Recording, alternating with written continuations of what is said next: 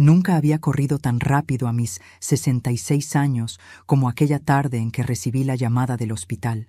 Mis manos temblaban mientras apretaba el celular contra mi oído, escuchando la voz acelerada del médico decir que mi esposo, Julián, había sido llevado de urgencia a la sala de cirugía. Durante 42 años lo había visto enfermar, levantarse, caer y volver a ponerse de pie, pero jamás lo había sentido tan lejos como en ese instante. El pasillo olía a desinfectante y miedo, y mis pasos resonaban en el piso como un tambor marcando el ritmo de una pesadilla que aún no comprendía. Cuando estaba a punto de entrar, una enfermera de ojos desorbitados me tomó del brazo con tal fuerza que casi me hizo caer. «¡Rápido, señora! ¡Escóndase! ¡Es una trampa! ¡Confíe en mí!», gritó en un susurro desesperado. Sin entender, sin pensar, obedecí. Me deslicé bajo la cama más cercana, con el corazón a punto de salirse del pecho. Desde ahí, con la mejilla pegada al suelo helado, vi pasar sombras, zapatos verdes, batas blancas manchadas, escuché órdenes rápidas, respiraciones agitadas y el zumbido constante de las máquinas. 10 minutos después, cuando creí que iba a desmayarme por falta de aire, los vi a mi esposo, erguido, sin signos de agonía, sosteniendo de la mano a una mujer que no era yo. Ella vestía de civil, llevaba el cabello recogido y una expresión de ansiedad contenida. Él le hablaba al oído, y yo solo pude leer el movimiento de sus labios diciendo algo que me partió el alma. «Ya casi termina todo». Me quedé helada. El marido que yo creía al borde de la muerte estaba allí, caminando, conspirando, vivo, y ocultándome algo desde el centro mismo del hospital. Quise gritar, salir de debajo de la cama, arrancarle la verdad allí mismo, pero mis piernas no respondieron. El miedo me paralizó como nunca antes. Pasaron más personas, se cerró una puerta, y quedé sola con el eco de lo que había visto. Cuando finalmente me atreví a salir de mi escondite, mis manos estaban tan frías que apenas podían sostener mi bolso. Me apoyé en la pared, respirando con dificultad, mientras una pregunta me desgarraba el pecho. ¿De qué trampa hablaba esa enfermera? ¿Y por qué mi esposo estaba caminando con tanta normalidad cuando, según los médicos, luchaba por su vida? Pero antes de continuar, quiero hacerte una invitación muy especial. Suscríbete al canal y deja tu me gusta. Esto me ayuda a ver que me apoyas y disfrutas de mis historias. Y comenta aquí abajo desde qué ciudad nos estás viendo. Ahora, continuemos. Conocí a Julián cuando aún teníamos la piel tensa y los sueños intactos. Yo tenía 22 años y él 26. Trabajaba como auxiliar contable en una pequeña empresa de transporte. No era guapo, pero tenía una seguridad tranquila que me conquistó desde el primer día. Nos casamos jóvenes, con poco dinero, muchos planes y una fe ciega el uno en el otro. Yo cosía por las noches para ayudar con los gastos, él aceptaba turnos extras y juntos levantamos una familia que, hasta ese día en el hospital, yo creía sólida como una roca.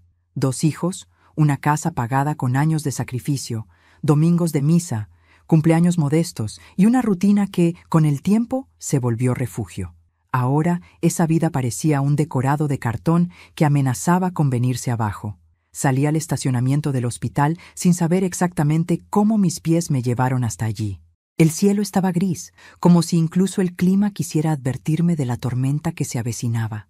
Me senté en una banca, presionando el pecho para intentar calmar el dolor que me atravesaba. Durante más de 4 décadas, Julián había sido mi compañero, mi confidente, el hombre que me tomó de la mano cuando enterré a mis padres, cuando perdí embarazos, cuando atravesé la menopausia entre sofocos y lágrimas nocturnas. ¿Cómo podía ser que, en una sala de cirugía, descubriera que no lo conocía en absoluto?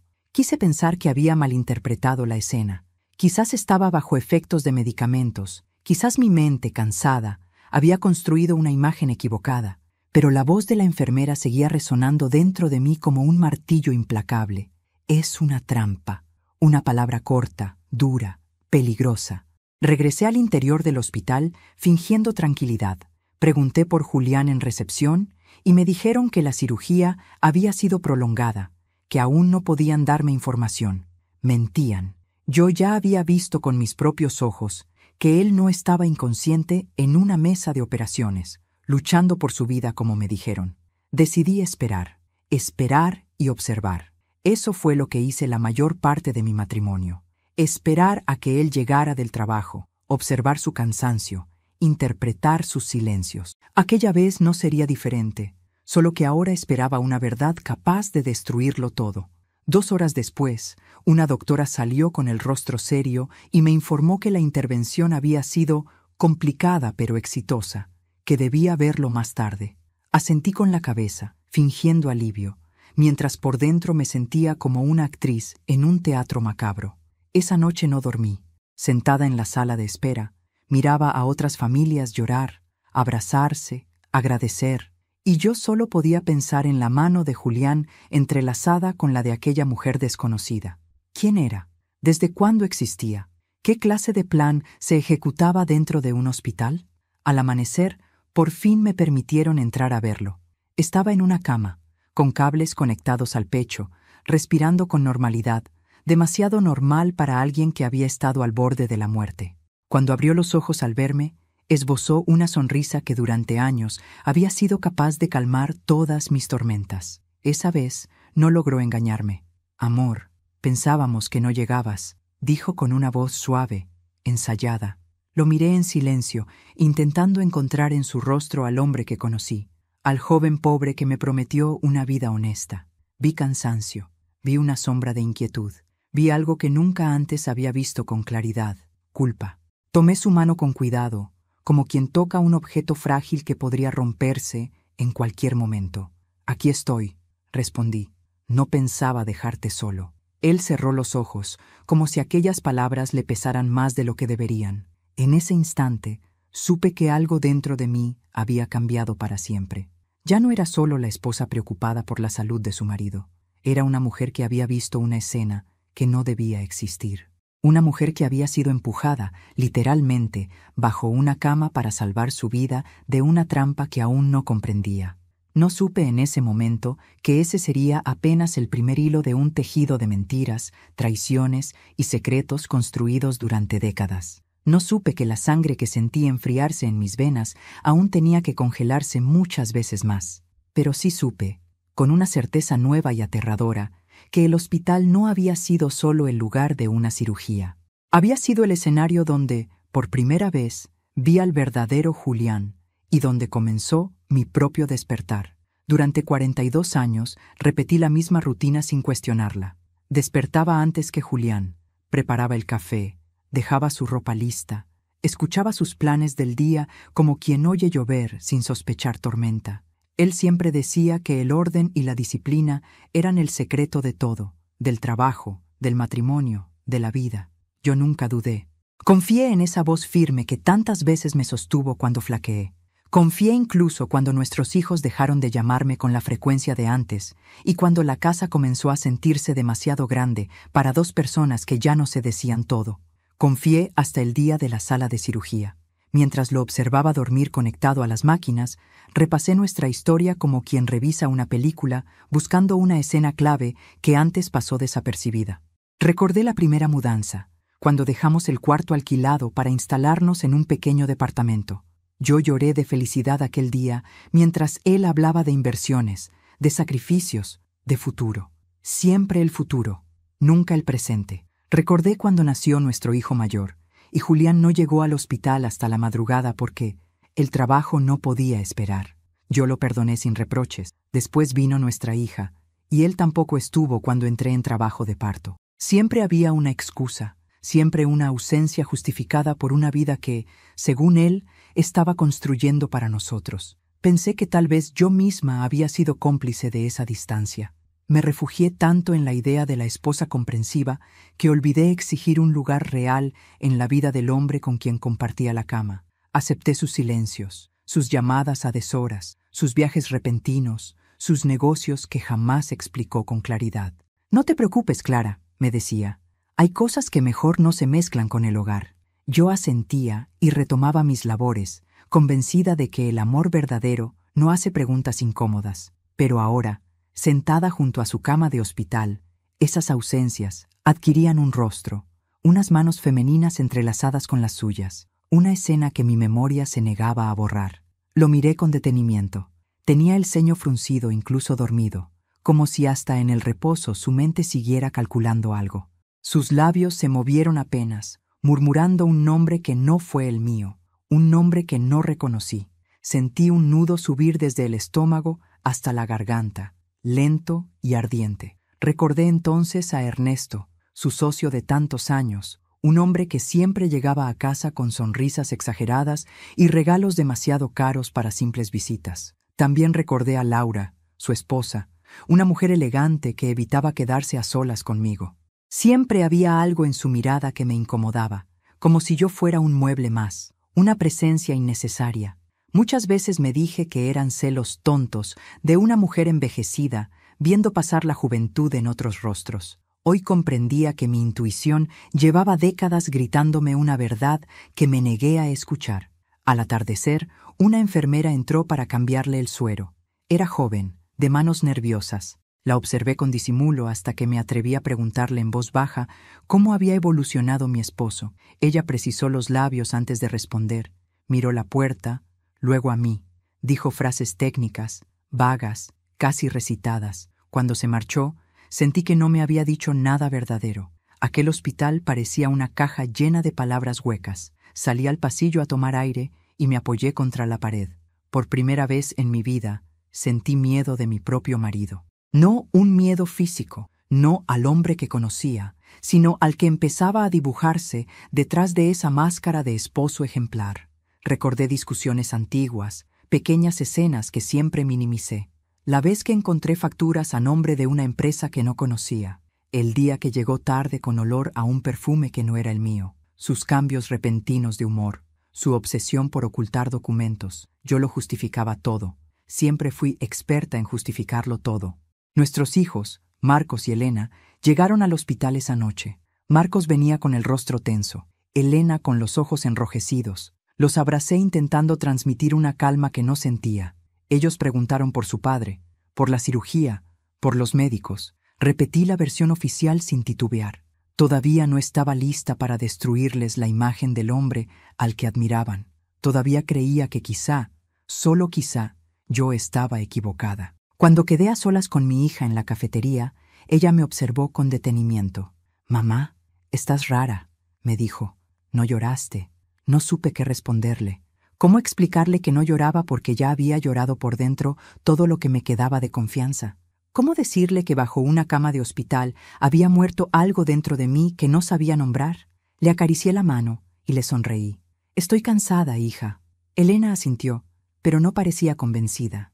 Me miró como cuando era niña y presentía que yo le ocultaba algo. Esa noche volvimos a casa. La casa que durante tantos años creí mi refugio se sentía ahora ajena. Cada objeto parecía testigo mudo de una mentira.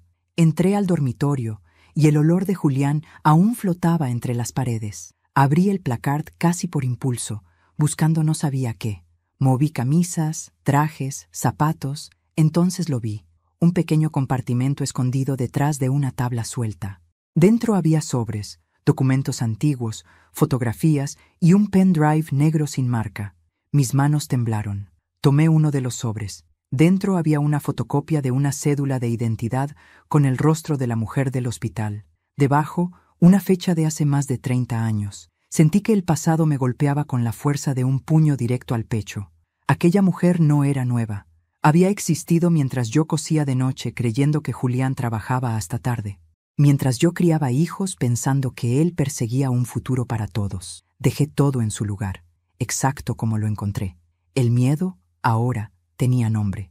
Y junto al miedo, una pregunta aún más terrible. Si ocultó eso durante 30 años, ¿qué más era capaz de esconder? Me senté en la cama vacía y por primera vez me permití llorar sin hacer ruido.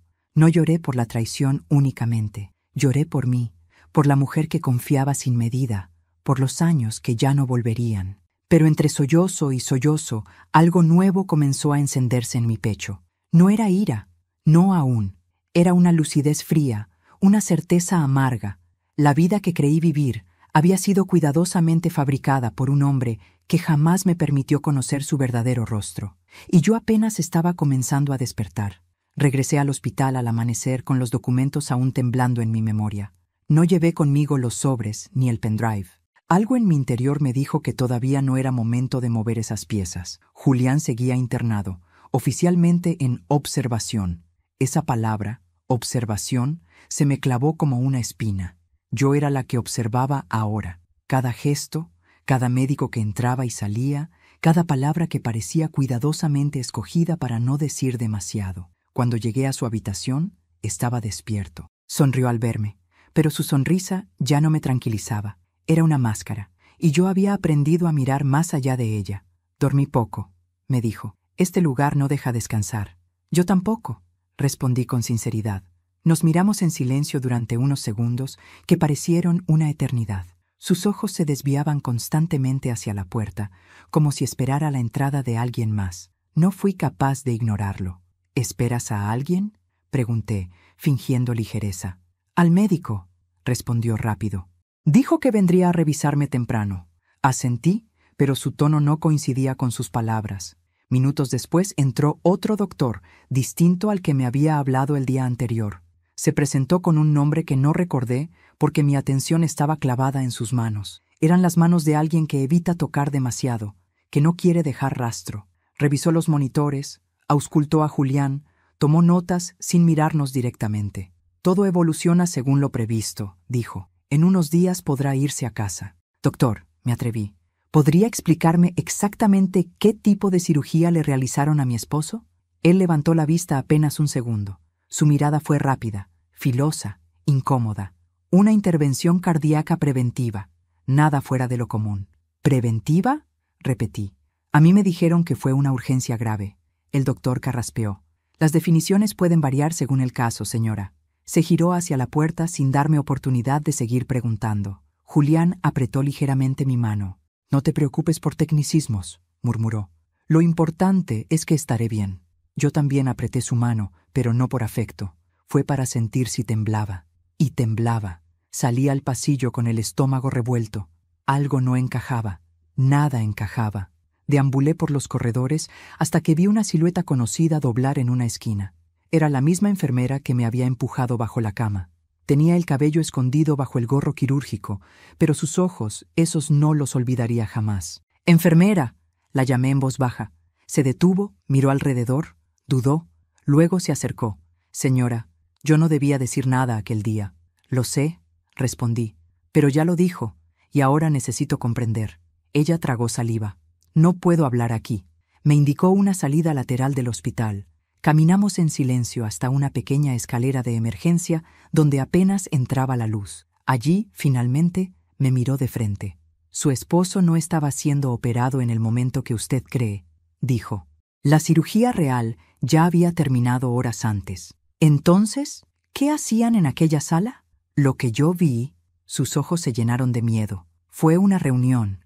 Médicos que no eran del turno, una mujer de civil, documentos sobre la camilla. No era un procedimiento médico común. Mi corazón comenzó a latir con una violencia que me mareó. ¿Una reunión para qué? Para cerrar algo, susurró. Algo que yo no debía ver. ¿Y la trampa de la que habló? Ella dudó un instante. A usted la citaron al hospital antes de tiempo. Si hubiera entrado directamente a esa sala, habría visto demasiado. Por eso le pedí que se escondiera. Un escalofrío me recorrió de pies a cabeza. ¿Quién quiso que yo no viera? No lo sé con certeza, admitió, pero su esposo estaba muy nervioso. Yo lo noté desde el primer momento. Mi mente volvió a la mujer de la mano que no era la mía, al susurro confidente, a los secretos en el placard. ¿Esa mujer, quién era?, pregunté. No lo sé, respondió. Solo escuché que uno de los médicos la llamó por un nombre, Elisa. El nombre me atravesó como un relámpago. Elisa. Abrí los sobres la noche anterior, pero solo había visto documentos, no nombres claros. Entonces comprendí que esas piezas todavía no querían ordenarse del todo. La enfermera se alejó con prisa, como si temiera ser vista conmigo. Yo regresé a la habitación de Julián con una sola cosa clara. El hospital no era un lugar de sanación. Era un escenario de sombra donde se jugaba un drama que llevaba décadas escribiéndose.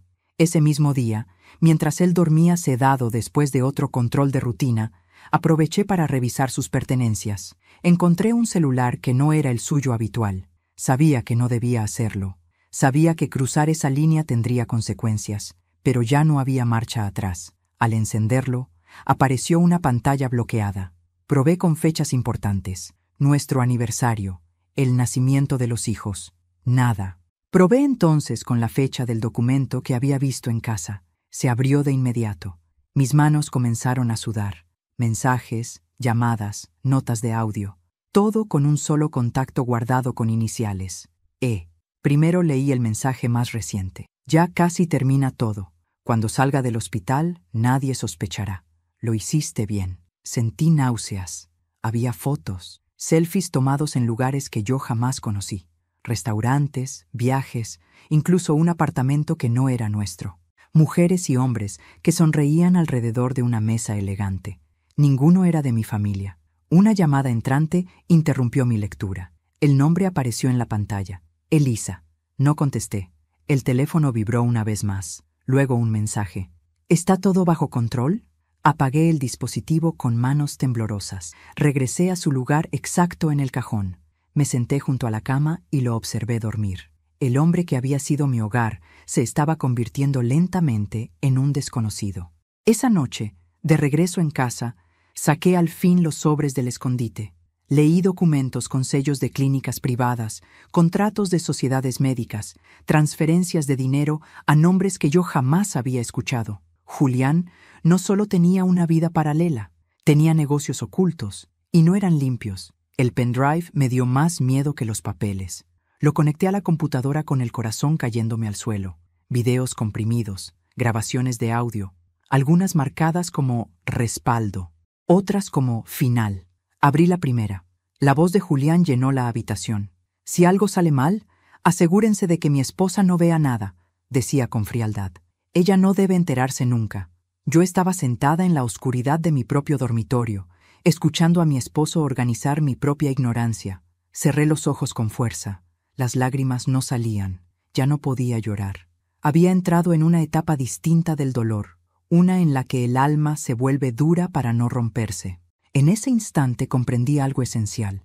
La cirugía no fue para salvarle la vida, fue para proteger un secreto. Y mi presencia en el hospital, aquella tarde, había sido un error dentro de su plan perfecto, pero un error que ya no podía borrar. Y yo, que durante 40 años fui la mujer que no hacía preguntas, acababa de convertirme en la que no aceptaría una sola mentira más. Dormí apenas unos minutos la noche después de escuchar la grabación. El rostro de Julián, su voz calculadora, su manera fría de mencionar que yo no debía ver nada, todo giraba dentro de mi cabeza como un martillo incesante. Al amanecer, mis ojos estaban secos, ardidos por haber llorado por dentro sin derramar una sola lágrima. Me miré al espejo y la mujer que vi no era la misma que había entrado corriendo a un hospital 2 días antes. Había algo nuevo en mi mirada, una mezcla de miedo, lucidez y una determinación silenciosa que jamás había sentido antes. Regresé al hospital con una sola intención: verla a ella, a Elisa. No sabía cómo, no sabía dónde, pero estaba segura de que, si Julián seguía con vida, ella aparecería tarde o temprano. La gente que guarda secretos tan grandes no puede mantenerse lejos de sus cómplices. Me quedé en la sala de espera fingiendo leer una revista vieja mientras observaba cada rostro que cruzaba la puerta. Pasaron médicos, enfermeras, familiares de otros pacientes, y entonces la vi. La reconocí al instante, aunque ahora vestía con sobriedad, un abrigo claro y lentes oscuros. Caminaba con seguridad, como quien se siente dueña de ese terreno. Mi corazón se aceleró, pero mi cuerpo permaneció inmóvil. Ella se detuvo en el mostrador de información, dio el nombre de Julián y preguntó por su habitación con naturalidad. Nadie parecía sorprendido por su presencia. Eso me heló la sangre. Esperé a que subiera al ascensor. Conté hasta 10, exactamente 10, y luego la seguí. La vi entrar en la habitación. La puerta quedó entreabierta. Desde el pasillo escuché su voz. Era suave, íntima, demasiado cercana para quien solo es una visita ocasional. «Salió todo según lo planeado», le dijo. «Nadie sospecha nada». «Ella estuvo aquí», respondió Julián desde la cama. «Lo sé. Me dijeron que por poco entra a la sala. Sentí que el aire se me escapaba de los pulmones. Estaban hablando de mí. Abrieron una herida que yo aún no lograba cerrar. No volverá a pasar, continuó ella. Cuando esto termine, estaremos fuera de su alcance. Julián guardó silencio unos segundos. No subestimes a Clara, dijo finalmente. Es más fuerte de lo que parece. Por primera vez en décadas me llamaba Clara, sin ternura, sin cariño, como si yo fuera un riesgo, un elemento a controlar. No entré, no hice ruido. Me retiré despacio antes de que ellos me vieran. Bajé las escaleras con las piernas temblando, pero sin detenerme. Esa mujer no solo existía, tenía un papel activo en la vida secreta de mi esposo, y yo ya no podía seguir fingiendo que era una casualidad. Horas después, en casa, saqué de nuevo los sobres. Esta vez los revisé con calma. Encontré una fotografía antigua, amarillenta por los años. Debajo había una anotación escrita con la letra de Julián. Elisa, 1989. Allí estaba ella, joven, con el cabello largo y los mismos ojos decididos. La reconocí de inmediato, y entonces el recuerdo regresó a mí con una claridad brutal. Elisa había trabajado con Julián en sus primeros años de contable, una muchacha discreta, siempre bien vestida, que venía a casa de vez en cuando con papeles para él. Yo la atendía con café y galletas mientras ellos hablaban de números que yo no entendía.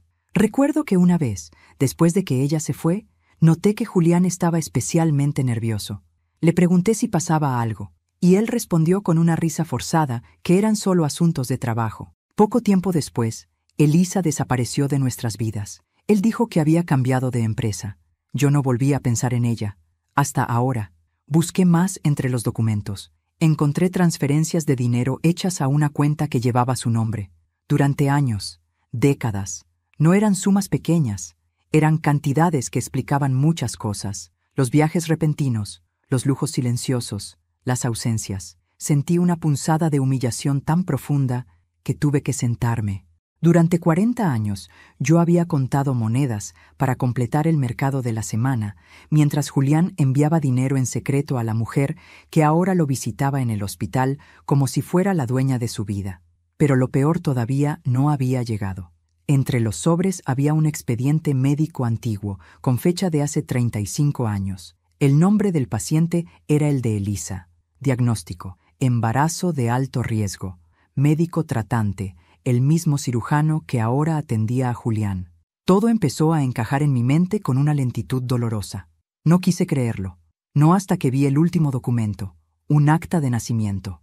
El nombre del padre estaba tachado, pero debajo, apenas visible, se alcanzaban a distinguir unas letras escritas con pluma. J.R. Julián Romero. El mundo giró a mi alrededor. Me faltó el aire.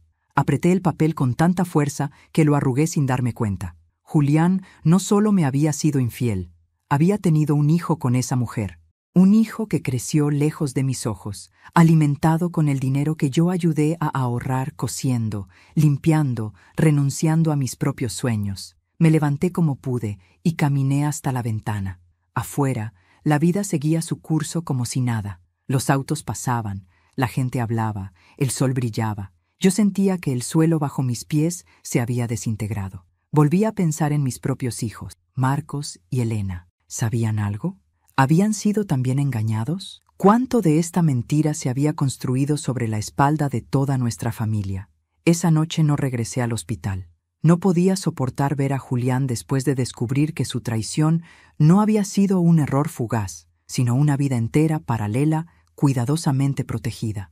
Me costó aceptar que yo había sido la fachada de una respetabilidad que él necesitaba para sostener sus otros mundos. Al acostarme en la cama vacía, una imagen regresó a mí con violencia. La mano de Julián sosteniendo la de Elisa debajo de las luces blancas del hospital. Ya no sangraba solo por el engaño. Sangraba por los años robados, por la verdad enterrada, por la humillación profunda de haber sido útil para un plan que jamás me incluyó.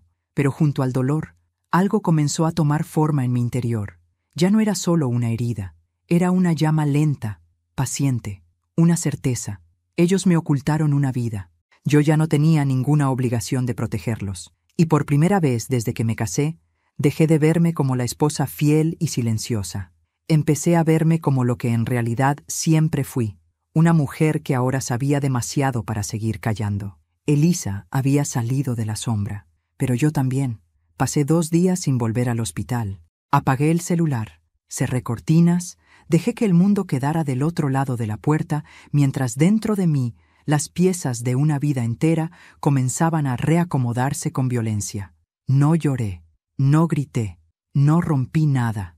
Me limité a caminar por la casa como un fantasma que por primera vez ve las paredes del lugar donde ha estado encerrado durante décadas. Cada objeto me hablaba con una voz nueva. La mesa donde celebramos tantos cumpleaños, la silla de Julián, su almohada, sus libros, incluso su olor impregnado en los armarios, ahora me resultaban ajenos, casi ofensivos. Pensé en Elisa, en su hijo, en los viajes, en las transferencias, en las mentiras tejidas con una paciencia enfermiza. Pensé en mí, en Clara, la mujer que creyó en un matrimonio tan sólido que jamás imaginó que su esposo era capaz de construir otra familia en paralelo mientras ella envejecía sosteniendo la fachada. La traición ya no me dolía solo como esposa, me dolía como mujer que había entregado su juventud, su tiempo, su cuerpo y su fe a un hombre que utilizó todo eso como herramientas para sostener su doble vida. Volví a abrir el pendrive. Ahora lo hice sin temblar. Revisé cada archivo con cuidado. Las grabaciones revelaban movimientos de dinero, conversaciones cifradas, acuerdos con personas que no conocía.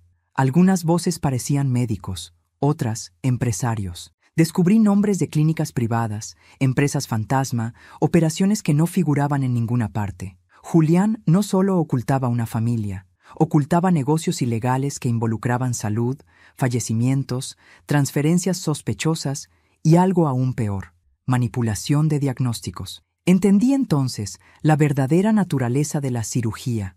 No fue para salvarle la vida, fue para borrar rastros, para cerrar un ciclo que debía quedar sepultado dentro del propio hospital. Esa noche, sentada en la oscuridad de la sala, comprendí que ya no era simplemente una esposa engañada. Era una mujer que se había convertido, sin quererlo, en testigo de algo peligroso. Y los testigos, lo supe de inmediato, solo tienen dos destinos: el silencio o la destrucción. Me pregunté qué debía hacer. Denunciarlo significaba enfrentar no solo a Julián, sino a toda una red de gente poderosa. Irme significaba cargar con el peso de la verdad en soledad, dejando que ellos siguieran impunes. Confrontarlo directamente podía ponerme en peligro. Orcas opciones se cerraban una a una como puertas en un pasillo sin salida. Por primera vez en mi vida pensé en mí por encima de todos, no como esposa, no como madre, no como pilar de nadie. Pensé en mí como mujer traicionada, utilizada, manipulada durante 40 años. Y ahí, en ese silencio espeso, nació la rabia. No fue una rabia explosiva, de gritos y platos rotos. Fue peor. Fue una rabia fría, lenta, organizada. Una que no destruye a ciegas, sino que observa, calcula y espera. Volví al hospital al tercer día. Julián estaba de mejor ánimo, según decían los médicos. Caminaba con ayuda, sonreía a todo el que cruzaba su mirada. El hombre ejemplar, el esposo sobreviviente, el milagro médico.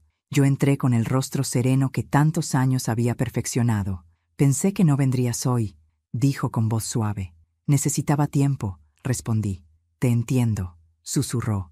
Todo fue muy fuerte. Sí, fue muy fuerte, pensé. Pero no por la cirugía. Me senté junto a su cama. Hablamos de trivialidades, del clima, de los hijos, de la comida del hospital. Yo asentía, respondía, sonreía. Por dentro memorizaba cada gesto, cada titubeo, cada palabra mal colocada. Él estaba inquieto. Yo lo notaba. Me observaba como quien evalúa un riesgo silencioso. Entonces entró ella, Elisa, vestida de enfermera, pero sus pasos no eran los de alguien que pertenece a ese lugar. Se quedó congelada al verme. Por un segundo, nuestros ojos se cruzaron. Los suyos se llenaron de una sorpresa que no pudo ocultar. Los míos permanecieron tranquilos. Soy parte del equipo de turno, dijo, con una mentira mal armada. Muchas gracias por cuidar tan bien a mi esposo. Respondí con educación impecable. Julián me miró, tenso. Elisa evitó cruzar más palabras conmigo. Salió al instante. Yo había confirmado lo que necesitaba. Ella no solo era su pasado, era su presente, y era parte activa de todo aquel entramado. Esa noche, al regresar a casa, tomé una decisión definitiva. Antes de continuar, dime aquí en los comentarios qué te está pareciendo esta historia hasta ahora ¿Y qué harías tú en su lugar? No te vayas del video, porque lo que viene a continuación te pondrá la piel de gallina. Decidí que no huiría. Decidí que no lloraría más en silencio. Decidí que no denunciaría de inmediato. Lo más efectivo no siempre es lo más rápido. Lo más efectivo es lo que deja sin salida. Decidí que iba a averiguar todo. Y cuando dijera la verdad, no sería solo la verdad de una esposa engañada. Sería la verdad que derrumba imperios. Al día siguiente, fingí una normalidad impecable. Llamé a Marcos, a Elena, les dije que su padre evolucionaba bien, que pronto volvería a casa. Organicé la cocina, hice compras, lavé ropa. Nadie notó el cambio en mí. Nadie notó que ahora cada movimiento que hacía tenía una intención oculta. Busqué viejas agendas, números telefónicos, contactos que había ignorado durante años. Llamé a una antigua amiga que había trabajado como secretaria en la empresa de Julián antes de jubilarse. Fingí nostalgia. ¿Recuerdas a Elisa? Le pregunté sin rodeos. Hubo un silencio del otro lado de la línea. Sí, respondió. Pensé que tú lo sabías. ¿Saber qué? Que ella manejaba los movimientos más delicados. Era la única que tenía acceso a ciertas cuentas. Mi cuerpo se tensó. ¿Y el hijo? Pregunté casi sin voz. Mi amiga suspiró. Todo el mundo lo sabía, Clara. Nadie lo decía en voz alta. Pensé que tú... Bueno, nunca quise herirte. Colgué sin despedirme. El dolor que sentí fue tan profundo que por segundos creí desmayarme. No solo había sido engañada por Julián, había sido engañada por todos. Mi matrimonio había sido un secreto a voces, y yo, la única que no lo sabía. Pero algo había cambiado. Ya no quería respuestas para llorar. Quería respuestas para construir algo nuevo sobre las ruinas. Esa noche, abrí una libreta vieja y comencé a escribir nombres, fechas, datos, conexiones, todo lo que pudiera servir como prueba, todo lo que pudiera convertirse en un arma legal, moral y pública.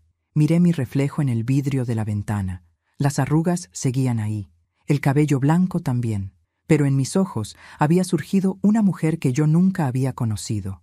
No era la Clara sumisa, no era la esposa que espera, era alguien distinto, alguien que ya había elegido no perdonar sin verdad, alguien que había decidido que la última jugada no la harían ellos, la haría yo. Comencé a moverme en silencio, como se mueven quienes saben que un paso mal dado puede costarles la vida entera. Cada mañana despertaba con el mismo ritual: preparar café, ordenar la casa, mirar por la ventana como si nada dentro de mí estuviera ardiendo. Pero por dentro, cada minuto era una jugada calculada. Ya no me permitía impulsos, no preguntaba en voz alta, no mostraba desconfianza. Observaba, anotaba, esperaba. Julián fue dado de alta una semana después. Regresó a casa como el sobreviviente que todos admiraban. Los vecinos enviaron flores, los hijos llamaban cada noche, la gente hablaba del milagro. Yo lo recibí con la misma ternura con la que lo había cuidado durante 4 décadas. Le acomodé las almohadas, le preparé sopas calientes, le limpié las heridas. Y mientras lo hacía, memorizaba cada llamada que recibía, cada mensaje que aparecía en su pantalla, cada caminata nocturna al jardín con el teléfono en la mano.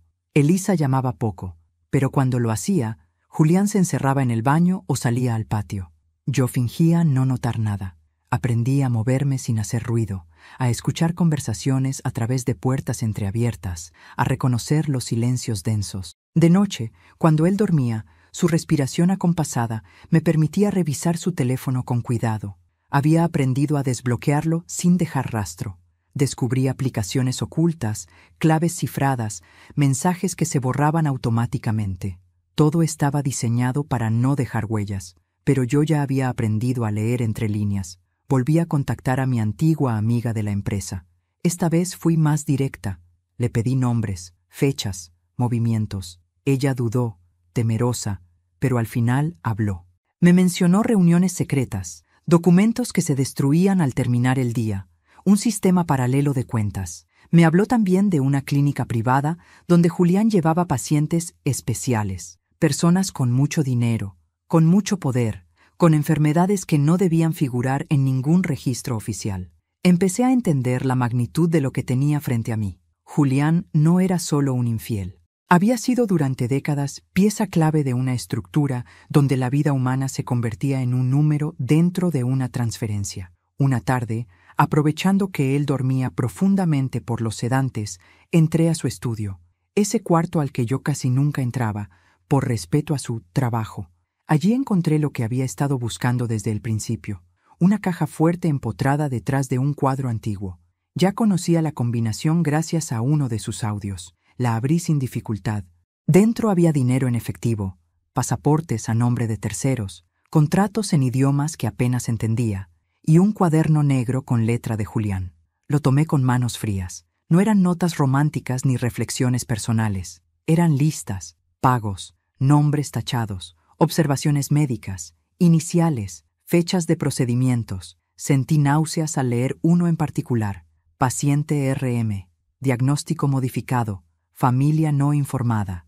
Recordé a Raimundo, un viejo conocido del barrio que murió años atrás tras una supuesta operación de rutina. Su viuda jamás entendió qué había pasado. Yo había ido a su funeral con una torta casera, pensando que la vida era injusta. Ahora entendía que la injusticia también tiene dirección. Cerré la caja fuerte como si nada. Regresé a la cocina y puse a hervir agua. Julián despertó poco después. «¿Qué haces?», preguntó. «Lo de siempre», respondí. «Cuidarte». Y era verdad. Lo cuidaba. Lo cuidaba de mis propias manos. Comencé a visitar a viejos conocidos bajo excusas inocentes. Una tía enferma, un aniversario olvidado, un café casual. En cada encuentro hacía preguntas que parecían recuerdos sueltos, pero que en realidad buscaban patrones. Descubrí muertes tempranas, herencias conflictivas, diagnósticos confusos. Poco a poco, el rompecabezas adquiría forma. Una noche, Elisa apareció en la casa. Yo estaba en la sala cuando escuché su voz en el recibidor. No había llamado antes. No había avisado. Julián se levantó de inmediato, incómodo. «No deberías venir aquí», le dijo en voz baja. «Tenemos que hablar», respondió ella con firmeza. «Algo no está saliendo como esperamos». Yo entré al recibidor con una sonrisa serena. «Buenas noches», dije. «¿Desea un café?». Elisa me miró con un desprecio apenas disimulado. «Gracias, no», respondió. «Solo vine por asuntos urgentes». «Entonces háblenlos aquí», propuse. «Esta también es mi casa». Julián se tensó. Elisa dudó.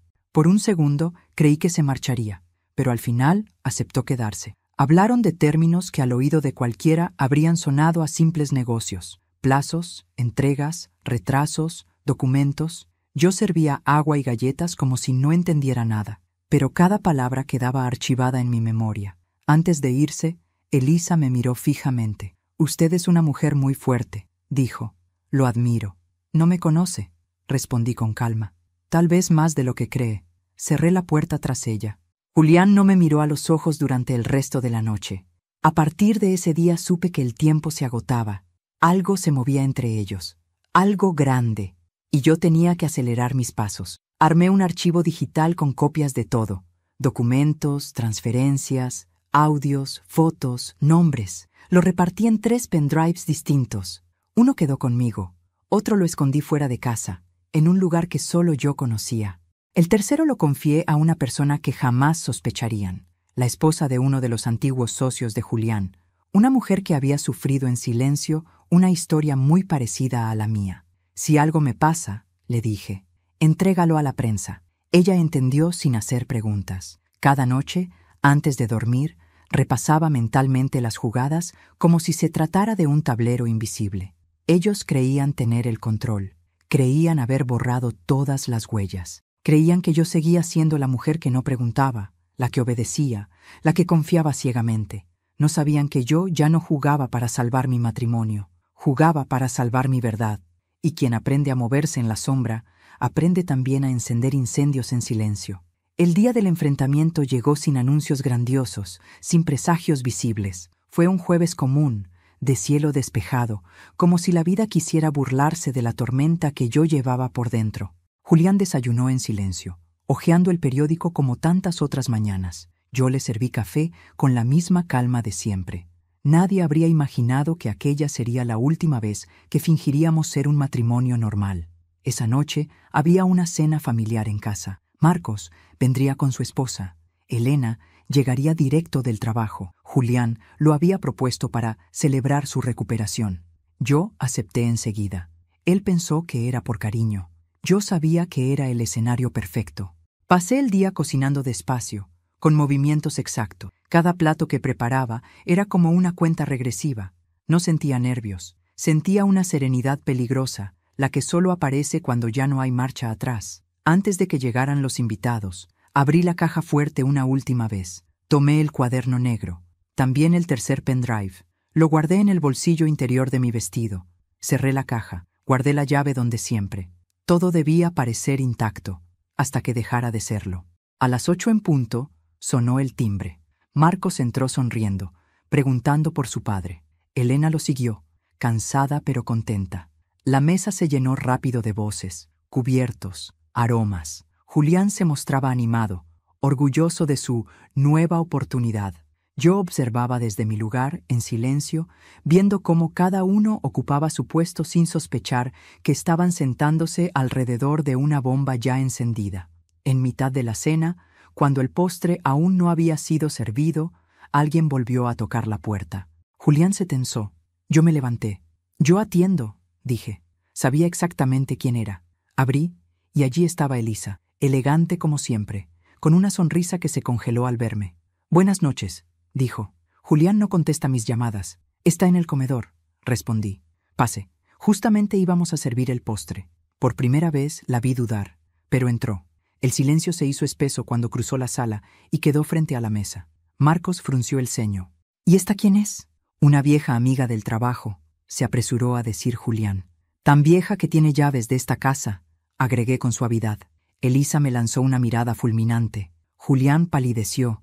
Yo me senté de nuevo lentamente. «Antes de que sigamos», dije, «quisiera hacer un pequeño brindis». Tomé la copa. Mis manos no temblaban. «Por la verdad», añadí. El ambiente se volvió irrespirable. Marcos y Elena se miraron confundidos. «Mamá, ¿de qué hablas?» Entonces saqué el cuaderno negro y lo dejé sobre la mesa. Sonó hueco, pesado. «De esto», Julián se levantó de golpe. «Clara, no sabes lo que estás haciendo». «Lo sé muy bien», respondí. «Lo he sabido durante semanas». Abrí el cuaderno en una página marcada. Leí en voz alta nombres, fechas, procedimientos. Marcos me miraba como si no entendiera el idioma en el que hablaba. Elena empezó a llorar sin saber por qué. Luego saqué el pendrive. «Aquí están las grabaciones», continué. «Las transferencias, los diagnósticos alterados, las cirugías que nunca fueron necesarias». Elisa dio un paso atrás. «Esto es una locura», dijo. «No tienes pruebas reales». «Claro que las tengo», respondí. «Y no solo yo». Saqué mi teléfono y lo puse en alta voz. Marqué un número que había memorizado. «¿Señora Raquel?», dije cuando atendieron. «Ya puede venir». La puerta volvió a sonar minutos después. Entró una mujer mayor, de rostro cansado. Detrás de ella, un hombre joven. Al verlos, Elisa se quedó sin aliento. Julián retrocedió como si hubiera visto un fantasma. «Ese es mi hijo», dijo la mujer con voz quebrada. «El hijo al que su esposo negó durante 35 años». El joven miró a Julián con una mezcla de furia y dolor. «Usted mató a mi padre», dijo, «y me compró el silencio con dinero». El mundo se detuvo en ese instante. Julián intentó hablar, pero no le salió la voz. Marcos se levantó lentamente. «Papá, ¿es verdad?» Julián me miró entonces. En su mirada ya no había arrogancia, solo miedo. «Clara, yo puedo explicarlo todo». «No», respondí. «Ya lo explicaste en tus propios audios». Presioné un botón. La sala se llenó con su voz organizando diagnósticos falsos, hablando de cerrar ciclos, de evitar escándalos, de proteger a la familia, no a la suya, a la otra. Elisa rompió en llanto. Marcos golpeó la mesa con el puño. Elena cayó de rodillas junto a la silla. «Me usaste toda mi vida», susurré, «pero hoy se acaba». Las sirenas se oyeron a lo lejos pocos minutos después. Nunca supe quién llamó. Tal vez yo. Tal vez alguien más de los que ya estaban esperando este momento. Los agentes entraron con rapidez. Julián ni siquiera intentó huir. Se dejó esposar con la mirada vacía, derrotada. Elisa fue tras él, gritando su nombre. Cuando se los llevaron, la casa quedó en un silencio imposible. Mis hijos me miraban como si yo fuera otra persona. «Mamá», dijo Elena entre sollozos. «¿Desde cuándo sabías?» «Desde la sala de cirugía», respondí. «Desde que me escondí bajo una cama para salvar la vida». Nadie habló más. Yo me senté en mi lugar. Por primera vez en décadas, el aire en esa casa me pertenecía de nuevo. Pero aún no todo había terminado. La casa quedó en silencio después de que la policía se llevó a Julián y a Elisa. Un silencio tan pesado que parecía aplastar los muebles, los recuerdos, incluso el aire. Marcos salió sin despedirse, con el rostro endurecido por una rabia que no sabía hacia dónde dirigir. Elena se quedó conmigo, sentada en el borde del sofá, temblando como si aún escuchara las sirenas dentro de su cabeza. Yo caminé lentamente hasta la cocina, como quien vuelve de una guerra, y serví 2 vasos de agua. No había lágrimas en mis ojos. Era un llanto seco, enterrado demasiado profundo como para salir. Esa noche dormí sola por primera vez en 42 años. El lado de la cama que siempre fue de Julián estaba frío, vacío, definitivamente vacío. Aún así, no sentí alivio inmediato. Sentí una mezcla amarga de triunfo y duelo, porque aunque lo había desenmascarado, también estaba despidiendo a la imagen del hombre con el que había construido mi vida, al que había amado sin saber a quién amaba realmente. Los días siguientes fueron una avalancha de consecuencias. La prensa apareció frente a la casa. Los vecinos murmuraban detrás de las cortinas. Los hijos recibían mensajes de gente que hasta entonces se hacía llamar amigos. El escándalo creció como un incendio alimentado por décadas de silencio. Las clínicas fueron investigadas, las cuentas congeladas, los socios interrogados. Lo que yo había descubierto en silencio se volvió público con la rapidez de un trueno. Julián pidió verme desde la cárcel a la semana siguiente. El abogado insistió, dijo que era su derecho, que quería hablar conmigo para explicarme algo importante. Acepté, no por él, por mí. Sabía que, si no cerraba ese círculo, algo en mi interior quedaría abierto para siempre. Cuando lo vi al otro lado del vidrio, ya no parecía el hombre poderoso que yo conocí. Estaba encorvado, con el rostro consumido por noches sin sueño. Me miró con desesperación, como quien se aferra al último resto de humanidad que le queda. Clara, dijo apenas tomé el teléfono. Todo se salió de control. Todo estuvo siempre bajo tu control, respondí con calma. Solo que esta vez yo también entré en el juego. Nunca quise hacerte daño, murmuró. La vida se me fue de las manos. Sonreí con una tristeza que él no supo interpretar. No, Julián, tú hiciste de mi vida una herramienta para sostener la tuya. Eso no es perder el control. Eso es elegir. Guardó silencio. Sus ojos se humedecieron, pero ya no me conmovían. Hay algo que debes saber, dijo de pronto bajando la voz. El último archivo del pendrive, el que está marcado como final. Tú crees que lo viste todo, pero no es así. Lo miré con atención por primera vez desde que entré. Habla. Hay una cuenta que nadie ha descubierto. Un fondo que no está a nombre de Elisa ni de ninguno de los socios. Está a tu nombre, Clara. Sentí que el corazón me daba un vuelco. ¿Qué estás diciendo? Durante años desvié dinero sin que nadie pudiera rastrearlo hasta mí, confesó. Lo hice para proteger una salida. Para ti. ¿Para mí? Reí, incrédula. Después de todo esto, ¿te atreves a decir que lo hiciste por mí? Lo hice porque sabía que algún día pagarían todos menos tú, respondió. Ese dinero es legal. Nadie puede tocarlo. Está a tu disposición desde hace años. Lo miré con una frialdad que jamás había sentido. ¿Crees que eso compra tu traición? No, dijo con los labios temblorosos, pero es la única cosa limpia que hice en medio de tanta suciedad. Me levanté lentamente. No me debes dinero, Julián. Me debías verdad.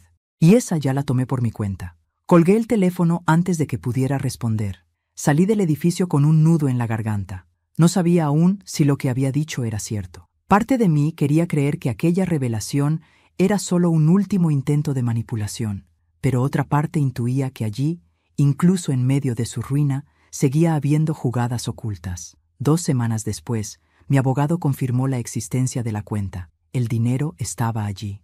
Una fortuna acumulada en silencio durante décadas. Legal, inatacable.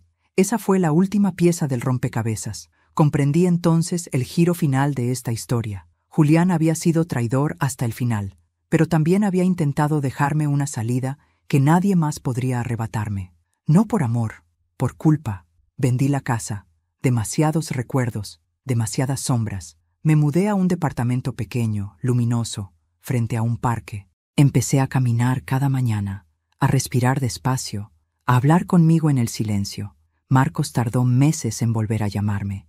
Elena vino a visitarme casi todos los días al principio, como si temiera que yo también desapareciera como su padre. Con el tiempo, el dolor entre nosotros se transformó en una tristeza compartida. Ya no éramos la familia que creíamos, pero seguíamos siendo una familia. El juicio fue largo. Aparecieron más víctimas, más nombres, más historias enterradas. Julián fue condenado. Elisa también. El hijo de ambos declaró, quebrado, contando cómo lo habían comprado con dinero y miedo durante años. Yo estuve presente solo una vez en el tribunal. No necesitaba verlo más. Ya no tenía poder sobre mí.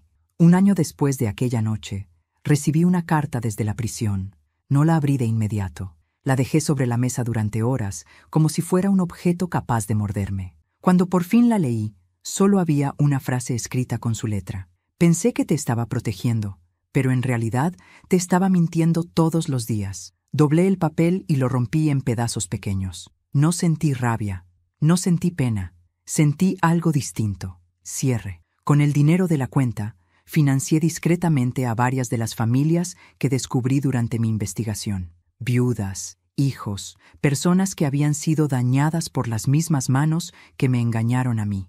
No lo hice como caridad, lo hice como justicia silenciosa. Nadie lo supo, nadie tenía que saberlo. Hoy, a mis 66 años, camino más recta que cuando tenía 30. Ya no llevo sobre los hombros el peso de una mentira que no construí. Perdí una vida entera creyendo en un hombre que no existía, pero gané algo que jamás había tenido, la certeza de mí misma. A veces todavía sueño con la sala de cirugía, con la cama, con la enfermera que me salvó sin saberlo, con la mano de Julián sosteniendo la de Elisa. En esos sueños ya no siento hielo, siento claridad, porque yo también construí una trampa, no con engaños, sino con verdad, y de esa trampa él ya no pudo escapar. Hoy escribo estas palabras sentada frente a una ventana abierta, con el sol tibio acariciando mis manos y el murmullo del parque entrando suavemente en mi casa. Ya no huyo de los recuerdos, pero tampoco vivo en ellos. Aprendí que algunas verdades llegan tarde, sí, pero aún así tienen el poder de liberarnos. Perdí una vida entera creyendo en una mentira, pero gané algo que nadie podrá volver a arrebatarme, mi dignidad. A mis 66 años, entendí que nunca es tarde para volver a empezar, que el silencio también puede romperse y que incluso después de la traición más profunda, el corazón encuentra la manera de seguir latiendo sin miedo. Ya no soy la mujer que se escondió bajo una cama temblando de terror. Soy la mujer que salió de la sombra, miró de frente su propia historia y decidió escribir un final distinto. Si algo deseo dejarte con esta historia es esto: no subestimes nunca tu valor, tu intuición ni tu fuerza, aunque otros la hayan aprovechado en tu contra. Y ahora, si esta historia te conmovió, te dejó pensando o te tocó el corazón, te invito a suscribirte al canal y darle me gusta a este video. Esto me ayuda muchísimo a seguir compartiendo historias como esta. Déjame en los comentarios qué habrías hecho tú en mi lugar y desde qué ciudad me estás escuchando. Me encanta leer los comentarios. Gracias, de corazón, por quedarte hasta el final.